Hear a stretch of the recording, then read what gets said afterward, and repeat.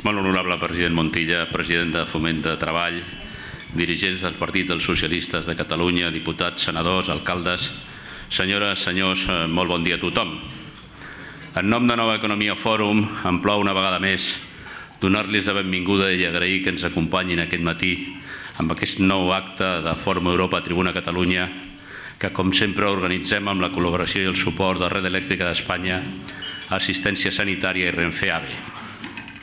Aquestes setmanes estem dedicant aquesta tribuna a la participació dels diferents candidats a les properes eleccions del dia 25 de novembre i amb la seva condició de candidat a la presidència de la Generalitat ens acompanya aquest matí el primer secretari del Partit Socialista de Catalunya, el senyor Pere Navarro, que, com dic, és candidat a les eleccions a la presidència de la Generalitat a les eleccions del proper 25 de novembre. I ha acceptat fer la presentació de l'acte i del candidat el notari de Barcelona, el senyor Juan José López Burniol. La tribuna és seva.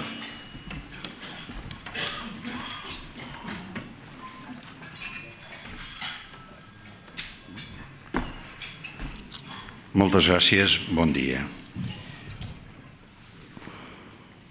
Hi ha moments a la història que són de pau, de tranquil·litat. L'economia funciona, les institucions fan el seu camí.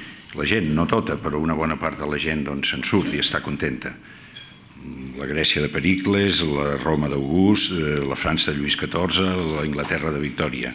Però hi ha altres èpoques en què la crisi ho deixa tot malmès.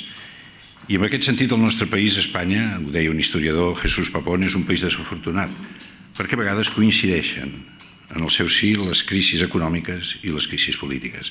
Ell es referia al començament dels anys 30, quan va haver-hi la crisi política del canvi de la monarquia a la república, que va arribar a l'onada de la crisi de 1929.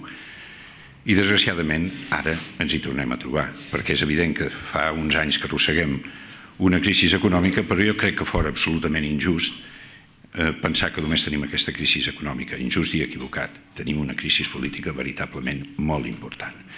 I aquesta crisi política important, jo crec que tots vostès en aquests moments estan pensant en el tema de l'estructura territorial de l'Estat, l'organització, i és cert. Cada vegada que Espanya recupera la llibertat, sigui amb la Segona República, sigui amb la transició, el problema de l'estructura de l'Estat, el que de manera castiza se'n diu el problema català, torna a sortir sempre. Però no és aquest solament el problema. El problema n'hi ha un altre. Tenim, a més d'aquesta crisi d'estructures, una crisi que jo en dic de comportaments i d'actituds. És a dir, en aquests moments comença a ser perceptible un col·lapse de la classe dirigent a Espanya. Què hi entenc jo per això? La classe dirigent, és a dir, la cúpula política, financera, sé que estic en un fòrum d'empresaris, funcionarial i mediàtica, lligada moltes vegades per relació de conveniència i alguna vegada excepcional per relacions de col·lusió, manté l'statu quo de manera absolutament tancada, de manera que sigui molt difícil fer qualsevol canvi de tipus substancial, sigui en l'àmbit de les estructures, sigui en l'àmbit del repartiment del poder, sigui en l'àmbit del repartiment dels diners, sigui en qualsevol qüestió. Llavors, la veritat sigui dita, que de la mateixa manera que l'aigua no es pot aturar, això està donant lloc a que els grans temes comencin a aflorar més que perquè els posin els polítics a sobre la taula, perquè és la mateixa societat el que els posa. L'11 de setembre en va ser un exemple, però el que ha passat aquesta setmana, aquests últims dies, amb el tema dels desnonaments i amb el tema de la dació en pagament, és una cosa autènticament espectacular. És a dir, n'hi ha hagut prou amb que un moviment llargament gestat, però que ha sortit de repent, es fes ostensible. Per què? Perquè immediatament reculés l'establishment. La patronal bancària ha dit suspenc les execucions i immediatament, encara que sigui des del meu punt de vista purament un maquillatge, s'ha fet un decret llei a tota pressa. Doncs bé, amb aquesta situació no ens enganyem. Després de les eleccions del 25 de novembre, la situació s'agreujarà extraordinàriament perquè hi haurà una tensió enorme, una tensió que tots pensem i tots volem que vagi en un sentit de negociació. Però, llavors, a lo que anàvem, amb aquest àmbit tan complicat, hi ha una persona, que és Pere Navarro, que ha assumit un risc veritablement molt important. Quin és? Ser secretari general del Partit Socialista de Catalunya i, en segon terme, presentar-se com candidat a aquestes eleccions. Dos comentaris. Ser secretari del Partit Socialista de Catalunya no és qualsevol cosa. Perquè és que el Partit Socialista de Catalunya no és qualsevol partit.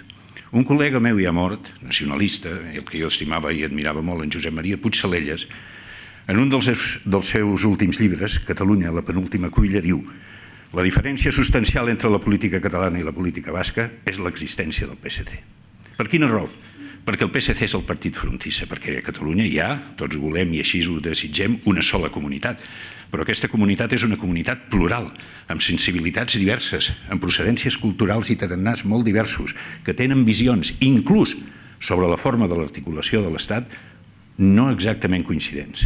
El Partit Socialista de Catalunya, durant molts anys, ha estat un partit frontissa, que ha fet el miracle d'integrar a tota aquesta gent que el votava una elecció rere l'altra. Jo sempre dic el mateix. Moltes de les polítiques que s'han fet a Catalunya haguessin estat absolutament impossibles sense el Partit Socialista de Catalunya, sense el seu recolzament. Doncs bé, en Pere Navarro ha assumit aquest capital, que és un capital enorme, que és un capital necessari. Catalunya necessita el PSC per aquesta funció. I llavors, quina formació té ell? A més que és universitari i que va començar la vida política, com ell m'explicava un dia, de molt jove. S'ha format amb el que és una excel·lent escola de la vida política, que és la política municipal. Jo a vegades dic que els polítics que més s'assemblen als empresaris, i jo amb els empresaris no és perquè ho digui aquí, els admiro, són creadors, assumeixen riscos, els que són de veritat empresaris, assumeixen riscos. Doncs bé, el que s'assembla més a un empresari és un polític municipal, que també assumeix uns riscos i també té la possibilitat d'un èxit o d'un fracàs avaluable a molt curt termini. Doncs bé, en Pere Navarro s'ha format amb aquesta escola, posa a servei del seu projecte polític aquesta formació. I amb aquestes eleccions ens planteja, i acabo, no pateixin, sé perfectament el límit que no puc sobrepassar, què és el projecte que planteja? Senzillament, 2 punts: dret a decidir i federalisme. És a dir, 2 qüestions que des del meu punt de vista personal jo he defensat sempre des de 2005 pel federalisme o autodeterminació. Jo crec que és absolutament impossible en aquests moments, començaments del segle XXI, articular qualsevol forma de convivència que no sigui sobre la base de la llibertat. Per tant, els catalans abans o després tindran que decidir si volen estar integrats dintre d'un projecte espanyol o no volen estar-hi. Això és inevitable. Això serà, abans o després, d'una forma o d'una altra. Ens hi posem com ens hi posem. En Pere Navarro ho ha recollit. Ara bé, dit això, i admès aquest dret, la forma d'articular la situació posterior és molt susceptible de diverses opinions. Una d'elles és l'opció federal.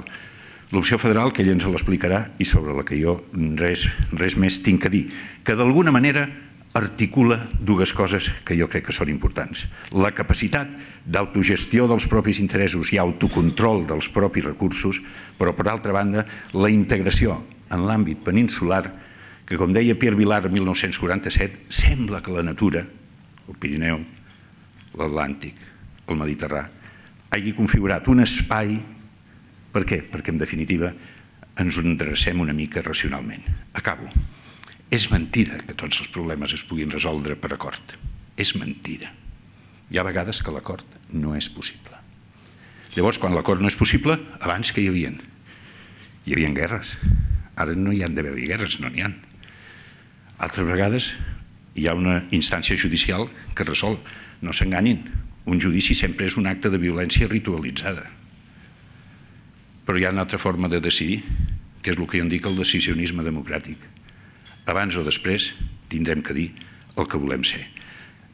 Estic molt content de presentar en Pere Navarro perquè expressarà molt millor que jo les coses amb les que crec i que més o menys he predicat amb la mida de les meves capacitats en els últims anys.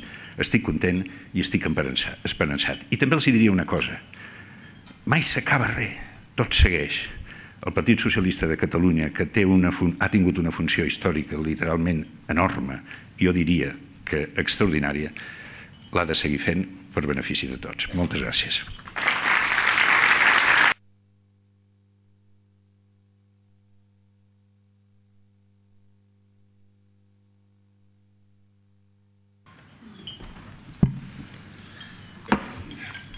Bé, molt bon dia, amigues i amics. Els agraeixo estar avui aquí en aquest acte. Agraeixo, evidentment, d'una manera molt especial a Fòrum Europa, a Tribuna Catalunya, que m'hagin donat l'oportunitat d'explicar algunes de les nostres propostes de cara a aquestes eleccions el 25 de novembre. Agraeixo, evidentment, d'una manera molt especial a l'amic Juanjo López Burñol que hagi acceptat fer la presentació d'aquest acte. Estem en unes eleccions anticipades que no havien d'haver sigut mai. Estem en unes eleccions anticipades que no eren necessàries, que no eren imprescindibles, perquè, com vostès saben, el govern actual, el govern de Convergència i Unió, tenia majoria amb el Partit Popular per realitzar les seves polítiques de retallades i tenia majoria amb Esquerra Republicana i Iniciativa per Catalunya per avançar cap al seu projecte, que no sabem encara quin és ni de quina manera, i vol arribar cap al seu projecte de la independència de Catalunya. I a nosaltres ens dona la sensació que, més que l'excusa que ha utilitzat, el problema és que el govern i Artur Mas no sabien com gestionar aquesta situació de crisi econòmica i social. I els donaré només alguns exemples de prioritats que el propi Artur Mas s'havia plantejat, havia expressat en el Parlament de Catalunya en declaracions públiques. I ell havia dit que la seva primera prioritat era reactivar l'economia de Catalunya i havia dit que volia reduir l'atur a la meitat. Doncs miri, les xifres no li donen la raó, evidentment. En aquests 2 anys han desaparegut de Catalunya 150.000 activitats econòmiques. En aquests 2 anys, 250 persones cada dia han quedat aturades. A l'any 2010, quan teníem un govern presidit per José Montilla, el país creixia al 0,4% del PIB i aquest any segurament el tancarem amb una baixa, amb una disminució del 1,5% del PIB. Això vol dir més atur, això vol dir més problemes, això vol dir més dificultats econòmiques i socials. Tenim a Catalunya en aquest moment 840.000 aturats, tenim 400.000 persones que estan aturades ja des de fa massa temps, aturats de llarga durada. I el que és molt preocupant, més de la meitat dels joves a Catalunya estan a l'atur. I un país que té més de la meitat dels seus joves a l'atur és un país que no té futur, que no té esperança, que no té perspectiva, que no té la força de transformació que signifiquen joves ben formats, que signifiquen joves que tenen possibilitats, que tenen oportunitats d'integrar-se, no només en el mercat laboral. No parlem, quan parlem de joves, només de feina, parlem també del que aporten els joves a la nostra societat, del que aporten de civilitat als joves a la nostra societat. Per tant, pel que fa a la reactivació econòmica, primer fracàs. Totes les xifres diuen que no ha sigut aquesta reactivació econòmica i contradiuen, evidentment, aquell objectiu de reduir l'atur a la meitat, sinó que ha augmentat un 20% l'atur. La segona prioritat, deia ell, és que prioritzaria les polítiques socials. I resulta que tenim en aquest curs escolar 20.000 alumnes més i 1.800 professors menys, que han pujat les matrícules universitàries. Una matrícula tipus de 1.000 euros ara costa més de 1.600 euros. Hi ha hagut una puja del 66% de les matrícules universitàries i això no s'ha correspost amb una puja de les beques per facilitar que aquelles persones que tenen dificultats econòmiques, que malauradament són moltes, masses persones, puguin accedir en aquests estudis. I les llistes d'espera han augmentat un 42% en aquests 2 anys. I no ens deixa de sorprendre que el programa que presenta Convergència i Unió en aquestes eleccions digui que augmentarà l'esperança de vida i disminuirà les malalties. Els resultats d'aquests 2 anys de gestió diuen justament el contrari.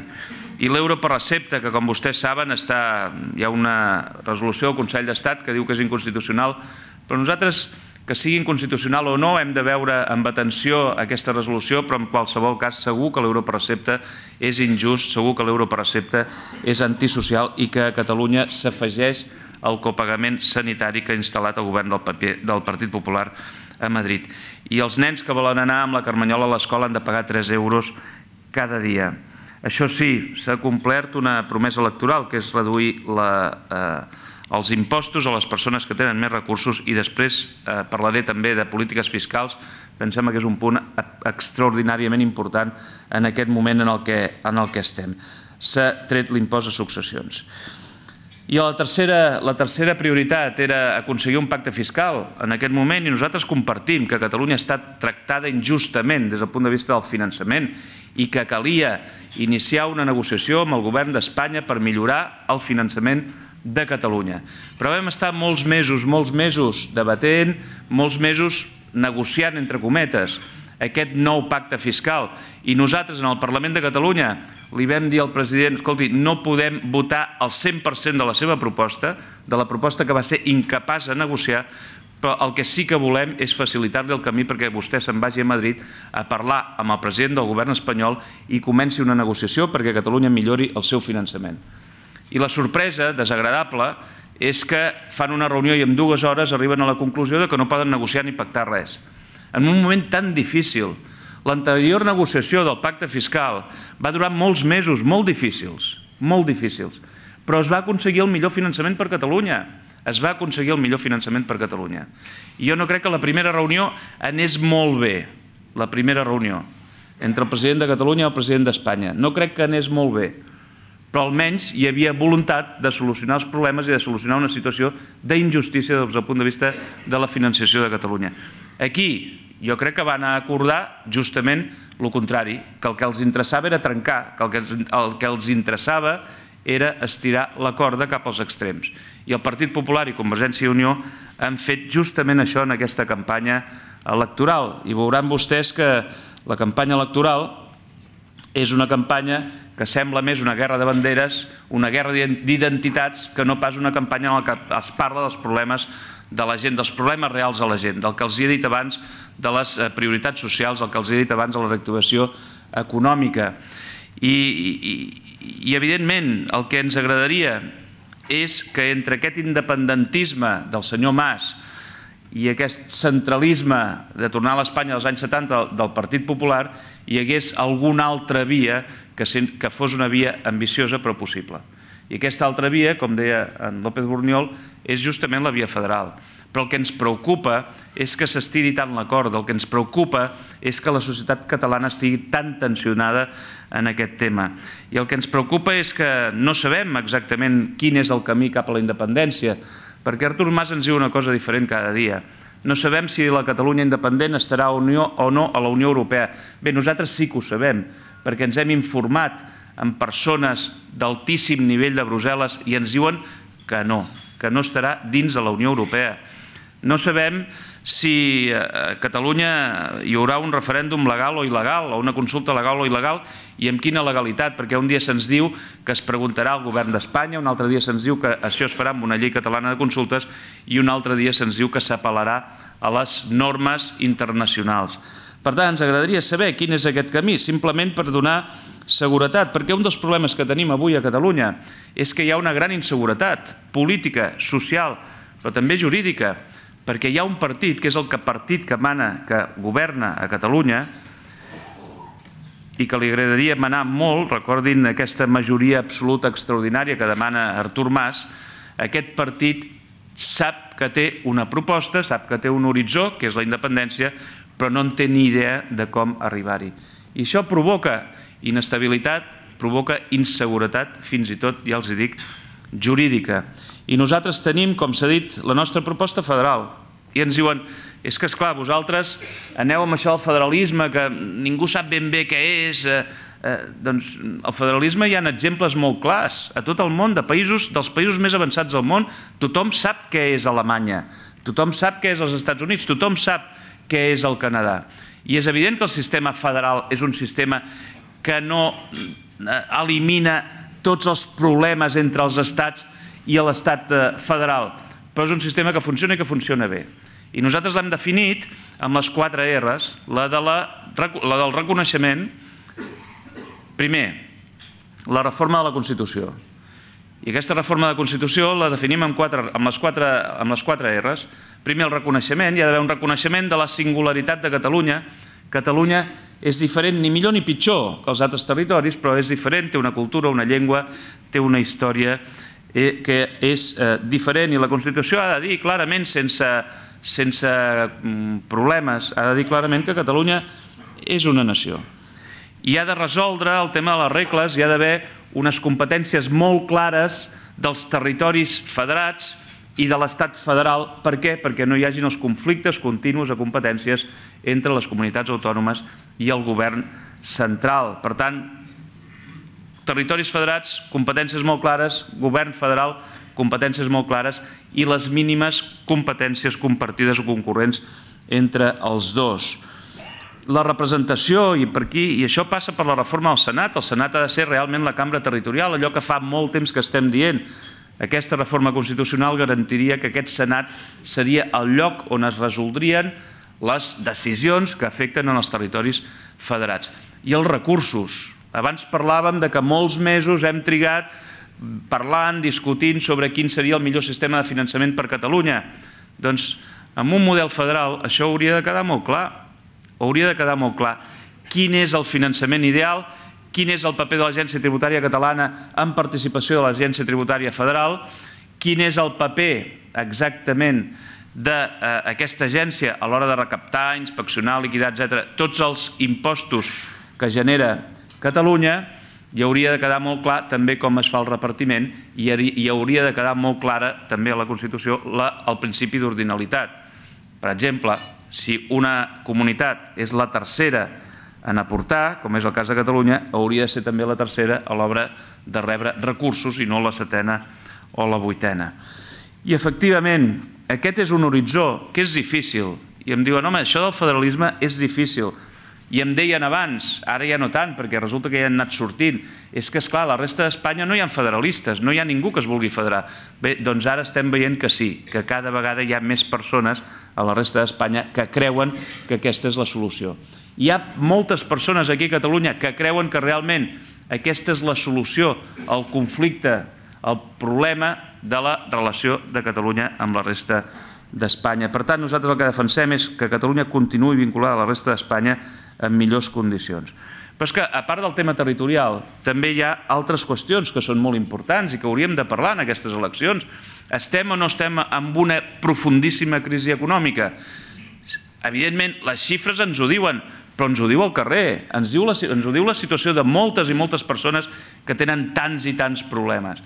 I què és el que necessitem? Home, reactivar l'economia i, sobretot, que aquesta reactivació econòmica ens porti a la creació de llocs de treball. L'atur és el principal, avui és el principal problema que té Catalunya i que té Espanya també i molts altres països d'Europa.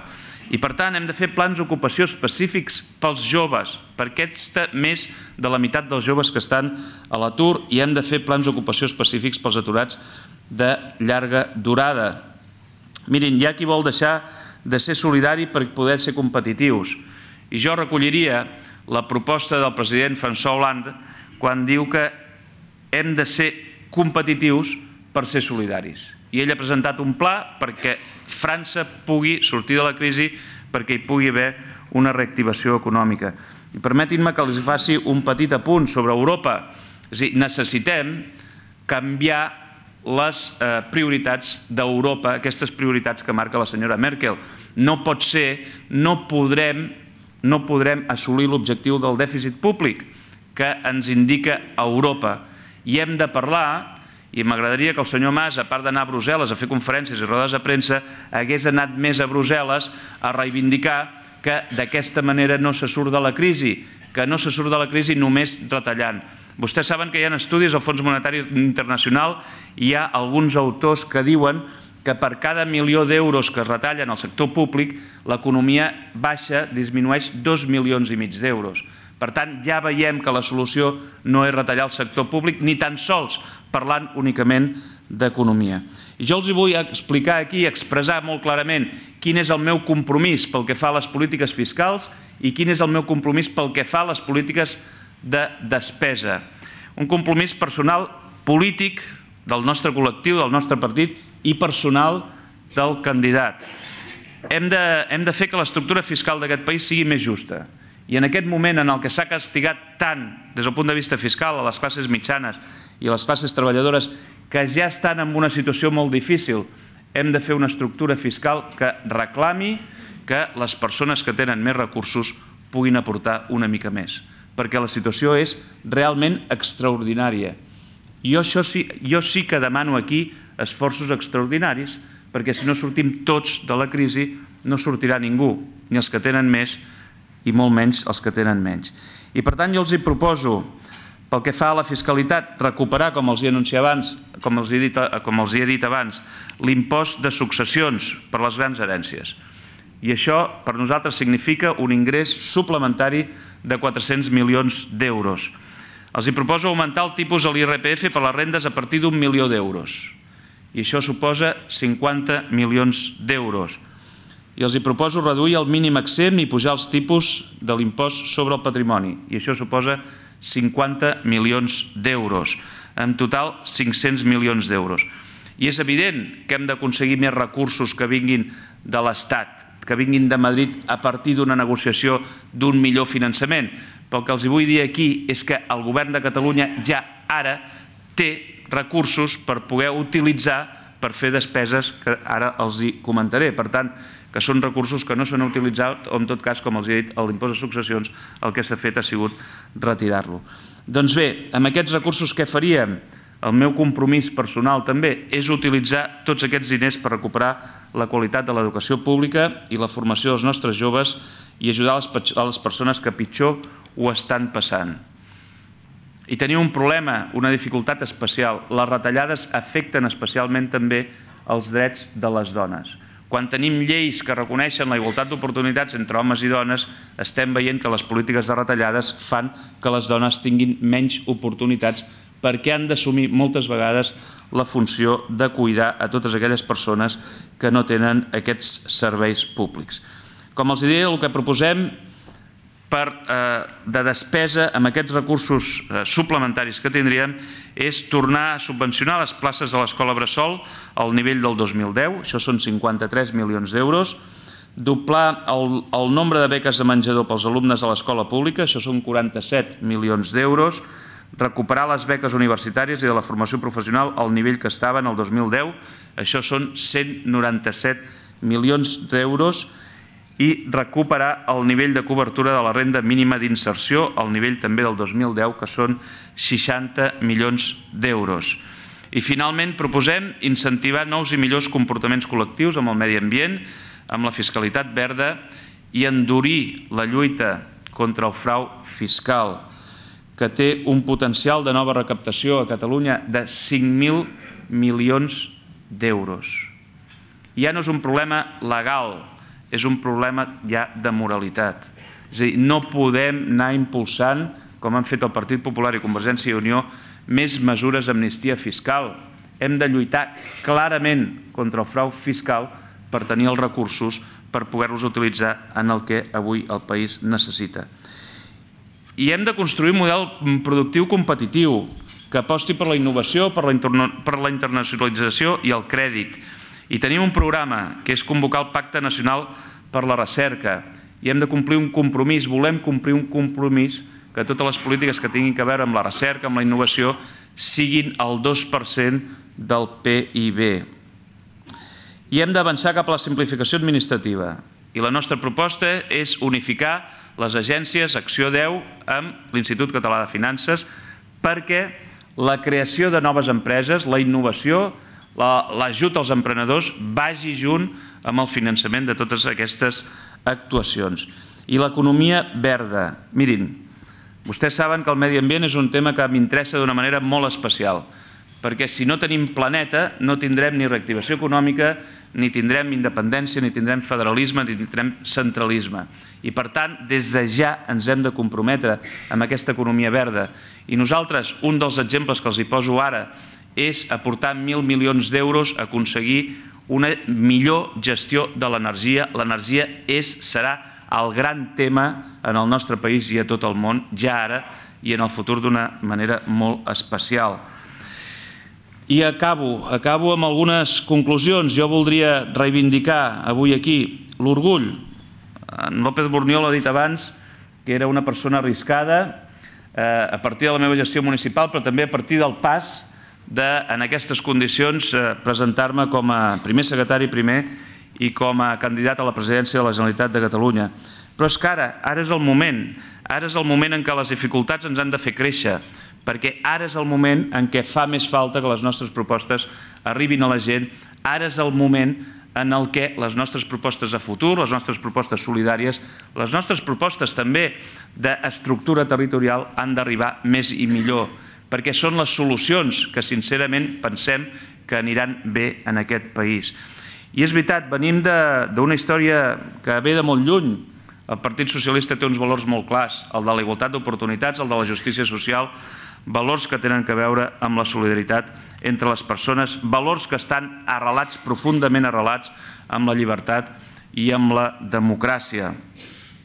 I som hereus a la sanitat universal que va instaurar un socialista català que es deia Ernest Lluch, som hereus de l'escola pública també per tothom, perquè tots els nens i nenes puguin tenir els mateixos recursos, som hereus dels drets individuals de les persones, dels matrimonis de les persones del mateix sexe que han patit tants anys aquesta situació fins que el Tribunal Constitucional, aquesta situació d'inseguretat fins que el Tribunal Constitucional els hi ha garantit que els seus matrimonis continuaran sent vigents. I som hereus allò que han fet els governs d'esquerres a Catalunya i a Espanya, dels hospitals, de les escoles, de les infraestructures que durant tots aquests anys s'han construït.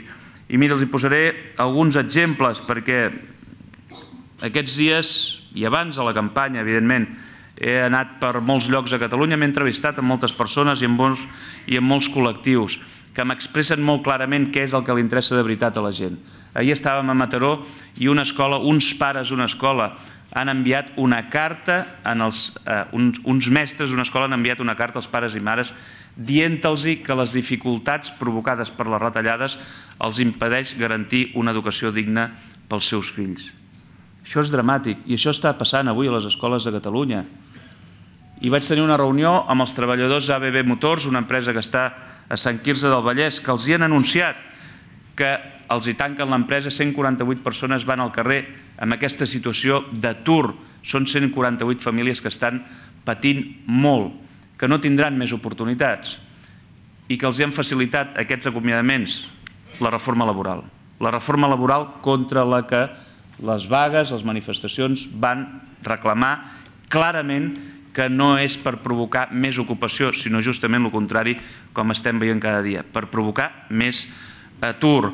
O com l'altre dia, també reunits amb les entitats del tercer sector, que m'explicaven que la situació és dramàtica i que necessiten que els hi garantim els recursos perquè ells, amb els seus professionals i els seus voluntaris, estan multiplicant per molt els recursos que els arriben de l'administració en una situació absolutament dramàtica. Em deia el responsable de la Creu Roja, avui hi ha 300.000 persones a Catalunya que necessiten ajut per poder menjar. Estem parlant de Catalunya, del segle XXI, i estem parlant d'una situació que és realment molt preocupant. I per això jo el que els demano avui aquí, i ara que estem en campanya, si em permeten, els demano el vot al Partit Socialista de Catalunya, el vot a les nostres propostes, que són propostes econòmiques, que són propostes socials, que són propostes també de millora de la relació de Catalunya amb Espanya, però garantint que puguem anar junts i que puguem anar junts també, sense cap dubte, amb la resta de la Unió Europea. Moltes gràcies.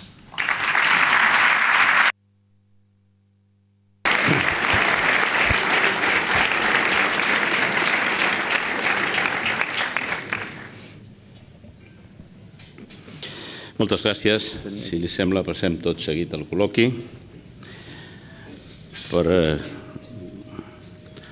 començar, hi ha diverses preguntes que més o menys volen dir que no s'acaba de visualitzar del tot, les diferències entre les propostes de política econòmica i social entre el Partit Socialista i el Partit Popular. Per començar per una d'elles, li pregunten si no creu que continua influint o continuarà influint el vot del proper 25 de novembre el record dels darrers anys de política socialista al govern d'Espanya.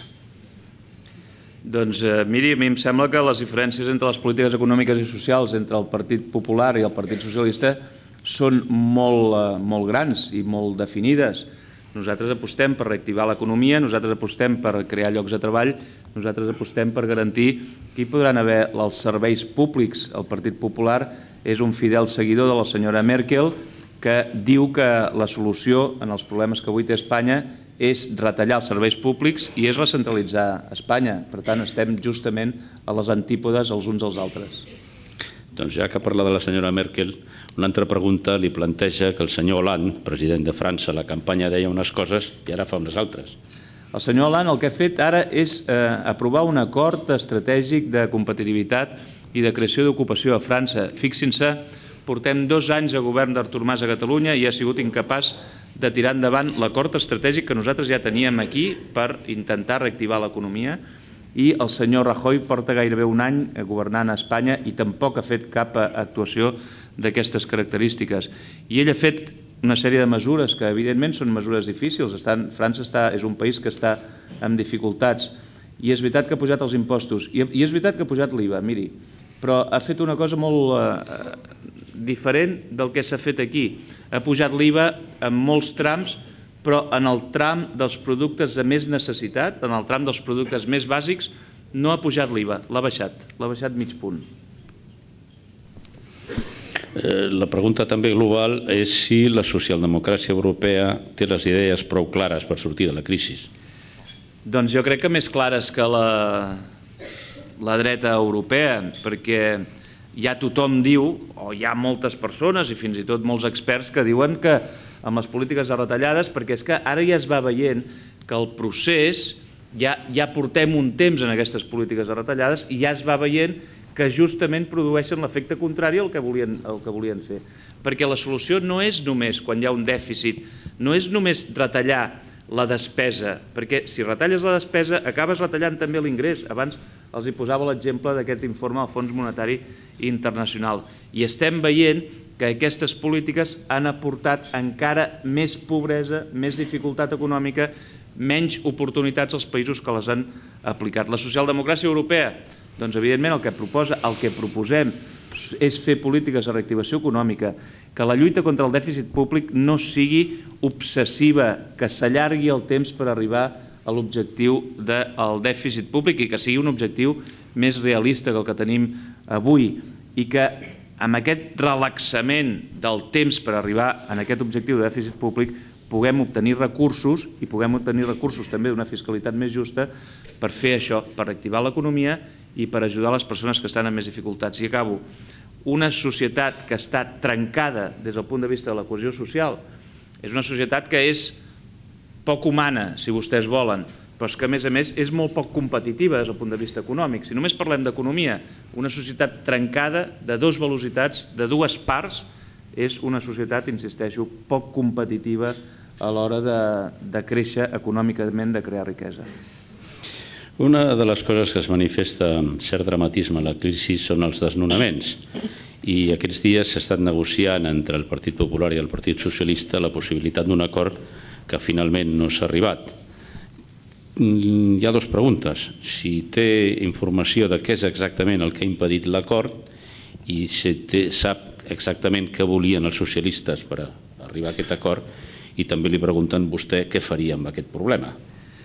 Doncs miri, jo sé que els socialistes tenien una proposta que era més ambiciosa que la que finalment el Partit Popular ha aprovat, una proposta que significava un canvi legislatiu, una proposta que volia anar a les arrels del problema, un canvi en la llei hipotecària, un canvi que signifiqués que s'impedís que es poguessin produir noves situacions d'aquest tipus, que protegís aquelles persones que s'endeuten per no caure en el sobreendeutament, etc. Què faria jo? Doncs és que jo ja ho he fet com a alcalde, és a dir, aquí si hi ha algú que vam ser, i aquí hi ha alguns alcaldes i ho saben perfectament, si algú va ser sensible en aquesta situació, vam ser els alcaldes. A Terrassa vam fer la primera oficina de mediació entre entitats financeres i persones que corrien el risc de ser desnonades i hem ajudat almenys a 500 persones perquè no fossin desnonades, 500 famílies perquè no fossin desnonades. Per tant, ja ho hem fet, però fixi's, ho hem fet sense tenir competències, sense tenir recursos, simplement perquè ens hem compromès amb això i no hem vist que els altres governs, ni el govern de Catalunya ni el govern d'Espanya, hagin fet una actuació d'aquestes característiques que, insisteixo, és simplement posar-hi voluntat. I arribarà els canvis legislatius perquè han d'arribar per impedir això. Però si ho hem aconseguit des d'un ajuntament i des d'altres ajuntaments, segur que ho podien haver aconseguit des dels governs. Vostè deia a la seva intervenció que moltes vegades això del federalisme no s'acaba d'entendre i hi ha preguntes que ho demostren. La primera que li plantejo és, amb el seu model federalista, quines diferències hauria sobre l'actual amb el tema del finançament, per exemple?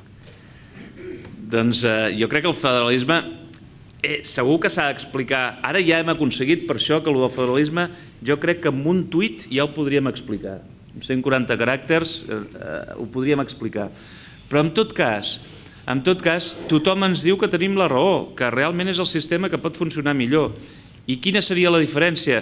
Home, quan tu fas unes regles molt clares, quan tu fas un sistema de finançament molt clar, que ja sigui la seva aplicació automàtica, que el principi d'ordinalitat estigui clar, que hi hagi un òrgan federal, el Senat aquest, que pugui valorar la situació de les diferents comunitats autònomes o territoris federats, com els hi vulguin dir, quan tot això està tan clar, quan impedim la possibilitat de que els governs dels territoris i el govern federal puguin ser deslleials o puguin incomplir algun dels seus compromisos, quan fem tot això, quan situem una normativa tan clara, jo crec que estem solucionant bastant el tema del finançament.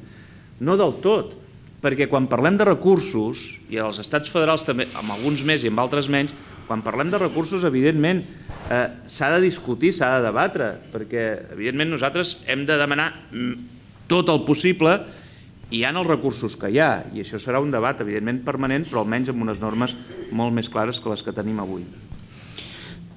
Vostè ha citat tres països federals, Alemanya, Canadà i Estats Units.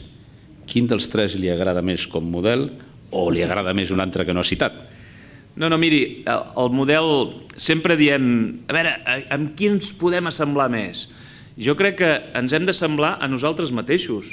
Espanya va fer una experiència que era la de la transició, que va ser una experiència en la qual hi va haver molta generositat, més per part d'uns que per altres, però molta generositat perquè es volia construir alguna cosa nova. Jo crec que aquí també hem de buscar les coses millors dels models federals que coneixem i aplicar-les aquí. Ens fixem molt, per exemple, en el model alemany, és el que tenim més a prop, és el que tenim més referències, potser més coses en comú, no? Aquest podria ser un referent, però evidentment jo crec que ha de ser una síntesi de tots plegats i sobretot del que nosaltres anem construint també en el dia a dia. Doncs d'aquest que aniríem construint dia a dia, com es faria el control econòmic dels estats? El control econòmic dels estats, no sé exactament. Diuen a l'estat federal, qui controla econòmicament els estats i com? Aquesta és la pregunta. Jo crec que hi ha d'haver, evidentment, els governs, el govern federal i el govern dels estats han de ser prou responsables com per administrar-se, m'imagino que el sentit de la pregunta va aquí, administrar-se correctament per no tenir després dificultats, però jo crec que més que un control econòmic el que hi ha d'haver és una responsabilitat a l'hora de governar tant els estats com l'estat federal. També li pregunten que no sembla que el PSOE tothom estigui d'acord amb el model federal i en concret li pregunten què li sembla o què sent quan veu coincidències ideològiques entre el senyor Bono i el senyor Rivera de Ciutadans. Miri, el senyor Bono i el senyor Rivera sí que van coincidir ahir, que es van intercanviar algunes paraules, però en tot cas el senyor Bono és un senyor que està en el Partit Socialista. També li he de dir, hi ha algunes coses del senyor Bono que jo no comparteixo de cap de les maneres, però en tot cas nosaltres tenim molt clar que hi ha en el Partit Socialista Obrer Espanyol unes declaracions del seu secretari general, dels seus portaveus oficials, en les que diuen que defensen un canvi a la Constitució i defensen avançar cap a un model federal d'Espanya.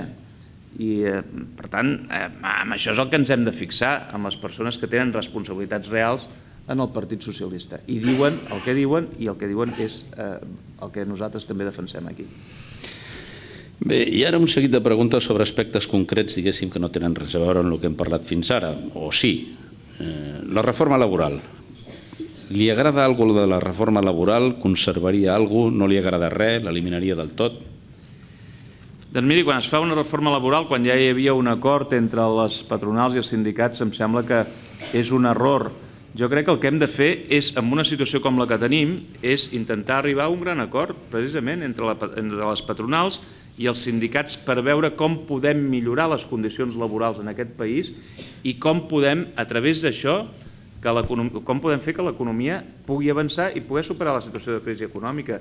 Jo he vist, en aquestes reunions que els comentava abans, he vist solucions acordades entre els responsables d'una determinada empresa i els treballadors per poder avançar, i una empresa que havia de tancar, l'antiga Yamaha, van poder arribar a un acord, van poder tirar endavant l'empresa i avui estan creixent i s'estan plantejant contractar a noves persones. Per tant, què és el que hem de fer? Escolti, hem de seure, hem de mirar què és el que fa falta pel que fa a les relacions laborals, però també, sobretot, intentar arribar a un acord que no perjudiqui en un moment com aquest en els treballadors, que no faciliti d'aquesta manera l'acomiadament, perquè estem veient que aquests treballadors acomiadats amb moltes pitjors condicions que les que hi havia abans són treballadors que passen a ser una càrrega social, a part d'una càrrega humana, una càrrega social i, per tant, més despesa i, per tant, més dificultat pel país per poder assolir una situació econòmica millor.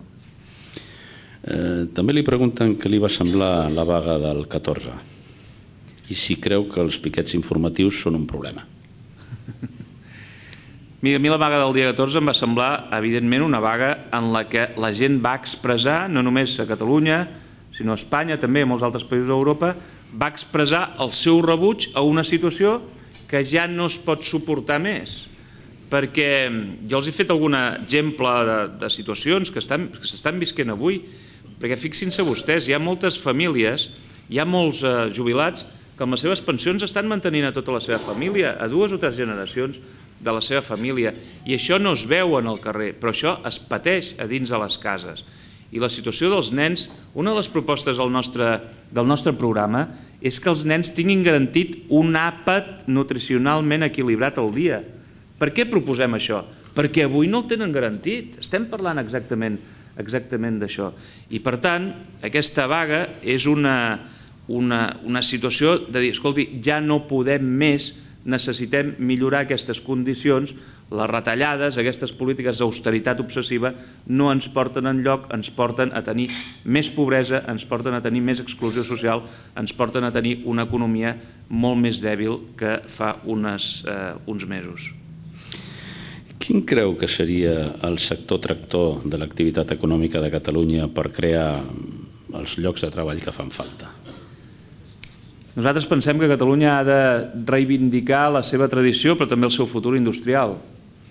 S'han de fer polítiques industrials molt potents, s'han de fer polítiques industrials per garantir que es pugui crear riquesa, es puguin crear llocs de treball. Però també s'han de fer polítiques innovadores. Nosaltres, per exemple, una de les propostes que tenim, i torno al tema del medi ambient, una de les propostes que tenim és que el medi ambient, la defensa del medi ambient, de la sostenibilitat, també és una oportunitat econòmica, també és un sector econòmic que té un gran potencial de creixement i és un sector econòmic que té un gran potencial d'innovació. Si diem que hem de sortir d'aquesta crisi, entre altres coses, internacionalitzant, però també innovant, aquest és un sector que evidentment està en plena innovació. Aquests podien ser sectors tractors, però hi ha un altre sector que és molt important a Catalunya també, que és l'agroalimentari. L'altre dia estàvem a Lleida i en parlàvem. Hem de donar seguretat, hem de donar possibilitats que es pugui innovar tot el món agroalimentari. Hem de lluitar amb més intensitat a la Unió Europea perquè la política agrària comú que s'està discutint ara en aquest moment reflecteixi els drets de les persones que estan dedicades a aquestes activitats. I hem, evidentment, de potenciar i de millorar tot el sector turístic. Però el que Catalunya no ha de ser és un gran casino. Catalunya no ha de ser... No s'han de produir llocs de treball simplement col·locant casinos a Catalunya. S'ha d'apostar realment per les polítiques industrials, per les polítiques d'innovació i per les polítiques que els comentava abans del sector agroalimentari i del sector mediambiental. Si vostè encapçalés el govern de la Generalitat, què faria perquè la banca donés més finançament a les empreses petites i mitjanes i als autònoms? Bé, en primer lloc, si jo avui fos president del govern de la Generalitat, després de la vaga del dia 14, ahir estaria reunit amb els responsables dels sindicats de Catalunya per veure què és el que reivindicaven justament en aquesta vaga. Si fos president de la Generalitat, doncs, escolti, igual que com a alcalde he aconseguit que algunes entitats financeres puguin ser sensibles al tema dels desnonaments, doncs jo m'imagino que un president de la Generalitat pot seure's i es pot reunir amb les entitats financeres, pot veure com es pot col·laborar des del govern de la Generalitat i amb les entitats financeres per garantir que les empreses tinguin un millor finançament. I li diré més, a Terrassa també hem fet aquesta experiència. Jo vaig demanar a les entitats financeres que estan treballant a la ciutat i a la comarca que féssim una valoració de manera conjunta també amb les patronals, amb els responsables dels sectors econòmics, una valoració conjunta pels emprenedors, per empreses que demanessin crèdit i que aquesta valoració fos tinguda en compte a l'hora d'accedir al crèdit. Doncs escolta, si amb voluntat hem aconseguit fer tot això, imagina't el que aconseguiríem fer des de la presidència de la Generalitat de Catalunya amb moltes més competències i amb molts més recursos, i alguns dels recursos que li anunciava estan dedicats precisament a garantir que hi hagi finançament per a les empreses, no només des del sector financer, sinó també des de l'administració pública. Vostè parla de recuperar l'impost de successions per les grans fortunes i la pregunta que li plantegen és on posa vostè la ratlla de les grans fortunes. Nosaltres posem l'impost de successions a partir del 1.000.000 d'euros d'herència. Està bé, 1.000.000 d'euros, no està gens malament. Respecte al tema del finançament, també li pregunten si continuar sumant més deute és solució d'alguna cosa. No, és que nosaltres no hem parlat de sumar més deute. Evidentment, les nostres polítiques econòmiques, que ningú pensi perquè no és així, que ningú pensi que el que nosaltres proposem és endeutar més la Generalitat de Catalunya. Nosaltres el que proposem és que el govern de la Generalitat de Catalunya faci polítiques fiscals més justes que garanteixin uns millors ingressos i que això ens pugui portar a tenir recursos per fer polítiques de reactivació econòmica i de protecció social, de cohesió social, si volen vostès. I sobretot, jo insisteixo, una lluita molt clara contra el frau fiscal. 5.000 milions d'euros són molts diners. Jo no els dic que nosaltres puguem recuperar tots aquests 5.000 milions d'euros, però una part sí que podríem recuperar-los fent polítiques d'inspecció, polítiques de lluita contra aquest frau fiscal, que insisteixo, és que no són només polítiques per millorar els recursos, són polítiques per donar per fer un discurs moral en aquest moment de tantes dificultats. Si estem parlant que hi ha 300.000 persones que necessiten ajut per poder menjar, no li podem dir a aquestes persones que estan defraudant, que tenen comptes en altres països, no els podem dir a aquestes persones, home, que siguin coherents i que col·laborin una mica més en solucionar la situació tan difícil del país i de tantes persones d'aquest país? Hi ha algunes preguntes que li demanen que situï mentalment, si no mentalment, el 26 de novembre. La primera, són possibles o convenients pactes constitucionalistes, a veure si ho dic bé, entre aquells que no estan d'acord amb segons quines propostes i podrien ser estables o puntuals? Si vostè em diu si després del 25 de novembre nosaltres pactarem amb el Partit Popular, ja li dic que no, perquè aquest no és el nostre model. El Partit Popular, quan parlem de pactes constitucionalistes, m'imagino que es refereix a això, el Partit Popular entén la Constitució com una espècie de llibre sagrat que ha d'estar tancat allà amb una urna i que no s'ha de tocar mai. Escolti, per nosaltres la Constitució ha de servir a la realitat de la societat catalana i espanyola també. Per això nosaltres plantegem una reforma de la Constitució que no planteja el Partit Popular. Per això nosaltres plantegem que puguem continuar tenint relació amb la resta d'Espanya, però millorada amb altres condicions, amb aquest model federal, i el Partit Popular el que plantegen els seus dirigents és, encara que ara ho amaguin aquí a Catalunya, però és una recentralització de l'estat espanyol i, per tant, fins i tot des del punt de vista econòmic, el discurs ha sigut, les autonomies han sigut el principal problema econòmic d'Espanya. Això és el discurs del Partit Popular. Per tant, amb el Partit Popular no ens posarem d'acord en aquest tema, igual que no ens posarem d'acord amb aquesta independència que, de totes maneres, encara no sabem com s'hi arriba del senyor Mas.